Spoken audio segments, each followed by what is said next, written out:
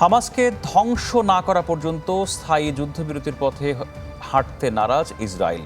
যুদ্ধবিরতি ইস্যুতে দুই ভাগে বিভক্ত হয়ে পড়েছে দেশটির যুদ্ধকালীন মন্ত্রিসভা। এদিকে ফিলিস্তিনিদের সমর্থনে লোহিত সাগরে মার্কিন যুদ্ধজাহাজে একদিনে দুইবার হামলা চালিয়েছে হুতি বিদ্রোহীরা। যুদ্ধবিরতির আলোচনার মাঝেই গাজায় পুরো দমে চলছে ইসরায়েলি বর্বরতা। নতুন করে উপত্যকাটিতে প্রাণ গেছে শতাধিক ফিলিস্তিনির। উপর্যুপরি বিমান হামলায় ধসে পড়া ভবনের নিচে চাপা পড়ে আছেন অনেকে, যাদের কাছে পৌঁছাতে পারছে না উদ্ধারকারী দলও। গাজায় অবিলম্বে যুদ্ধবিরতির দাবি জানিয়ে জাতিসংঘের নিরাপত্তা পরিষদের প্রস্তাব সত্ত্বেও অবরুদ্ধ ভূখণ্ডটিতে নৃশংসতা চালিয়ে যাচ্ছে দখলদাররা।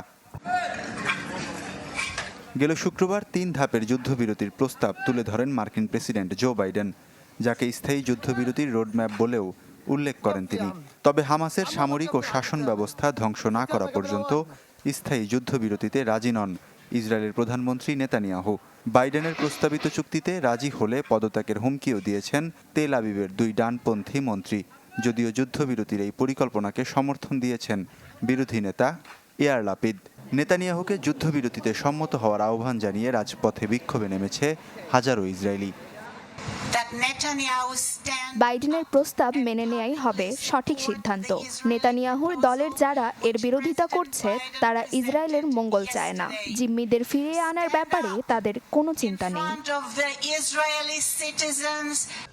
এদিকে ফিলিস্তিনিদের সমর্থনে লোহিত সাগরে অবস্থিত যুক্তরাষ্ট্রের বিমানবাহী জাহাজ ডোয়াট আইজেনোয়ারে একদিনে দুবার হামলা চালিয়েছে ইয়েমেনের হুথি বিদ্রোহীরা। বেশ কয়েকটি ক্ষেপণাস্ত্র এবং ড্রোন ব্যবহার করে চালানো হয় এই হামলা। এছাড়াও আরব সাগর ও ভারত মহাসাগরে হুতিদের হামলার শিকার হয় যুক্তরাষ্ট্রের 2টি বাণিজ্যিক জাহাজ। প্রথম অপারেশনটি চালানো হয়েছে লোহিত সাগরের উত্তরে, দ্বিতীয় অপারেশনে আঘাত হানা হয়েছে মার্কিন ডেস্ট্রয়ারে। আরও 4টি অভিযানে লক্ষ্যবস্তু করা হয়েছে 2টি বাণিজ্যিক জাহাজকে। গাজার ফিলিস্তিনিদের জন্য $10 লাখ অনুদানের ঘোষণা দিয়েছেন বিশ্বখ্যাত ফিলিস্তিনি আমেরিকান মডেল গিগি এবং বেলা হাদিদ। এই অর্থ সমানভাবে বণ্টন করা হবে 4টি মানবিক সংস্থার মধ্যে। ওয়ালিউল্লাহ ফারুক, চ্যানেল 24।